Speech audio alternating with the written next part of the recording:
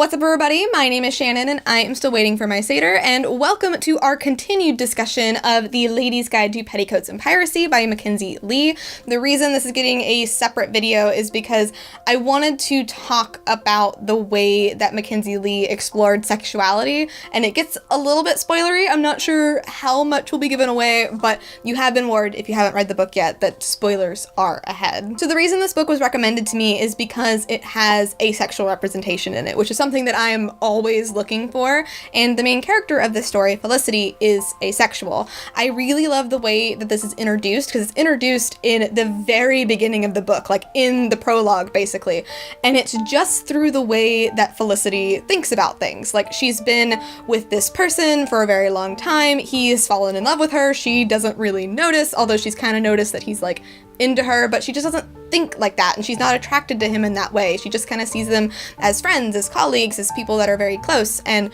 when he proposes to her and he tries to kiss her, she just has a very different reaction than what he was thinking, and the way that she turns it over in her mind is interesting, and it's very much in her own words, and it introduces you to this idea of her being asexual, of her not experiencing sexual attraction.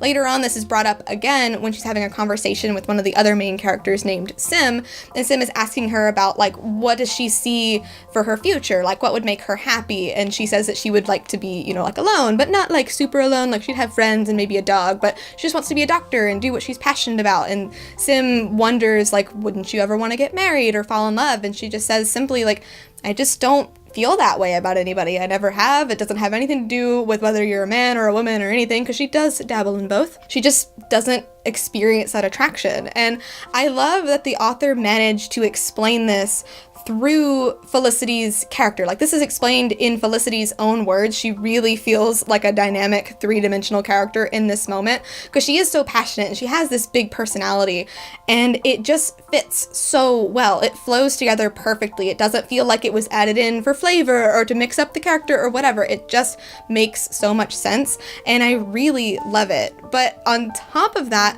the author also manages to kind of dip in a little bit to some of the complexities when it comes to asexuality and the things that people can become very confused by, which is interesting. So a lot of people, when they think of asexuality, you'll probably think of somebody who just doesn't have sex or isn't interested in it, maybe they're repulsed by it, any of that kind of stuff. But asexuality is a spectrum, and some people do engage in sexual activity, some people are repulsed by it. It just varies person to person. Felicity is somebody who isn't repulsed by, like, sex at all. She's just very indifferent towards it. The definition of asexuality is that you don't experience sexual attraction. There are a lot of different types of attraction, there's a lot of different types of desire. Sexual is just one of them, and it just varies from person to person. Everybody is different. There are a lot of different ways that you can fit under the asexual umbrella.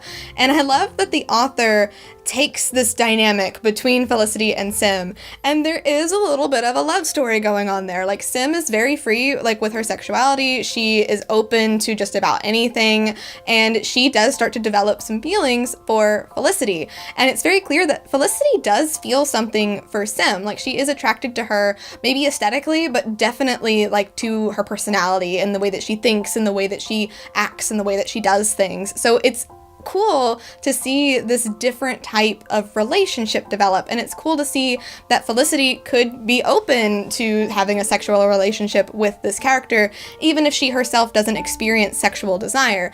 That's something, again, that's very hard for people to wrap their brains around, is that it just depends person to person. It just depends on your preferences, it depends on your relationship with your partner, all of that kind of stuff. And I really like that this author is kind of going into it just a little bit, like just barely. She doesn't get too complicated with it. And I mean, I have done some reading on it. I do know a little bit more about this. So to me, it seemed like it flowed really well. I don't know if it would come off as confusing to other people, but I like that the author even tried to approach it. I really like that Mackenzi Lee put this in there, and it's cool. It's another way to talk about character. It's another way to talk about relationships, and it's something that you just don't see very often. So that's really, really awesome. I love that this book explores relationships and explores explores sexuality, even though it's not the driving focus of this story. Like, this story is about these three girls basically wanting to do kind of the same thing, but feeling like they can't because of circumstance, they can't because of, you know, them being a woman and any of that kind of stuff. And they learn